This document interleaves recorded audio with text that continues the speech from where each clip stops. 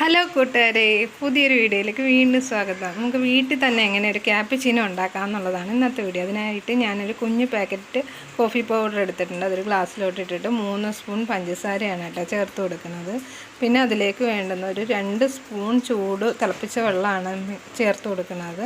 എന്നിട്ട് ഇത് നല്ലോണം ഒന്ന് സ്പൂണും കൊണ്ട് മിക്സ് ചെയ്തെടുക്കാം. മിക്സ് ചെയ്യാൻ മീൻസ് നല്ലോണം പതപ്പിച്ച് നല്ല ക്രീമി ആയിട്ടുള്ളൊരു പരുവത്തിന് ആക്കിയെടുക്കണം കേട്ടോ. നല്ലോണം പതപ്പിച്ചാൽ മാത്രമേ ഇങ്ങനെ ആവത്തുള്ളൂ.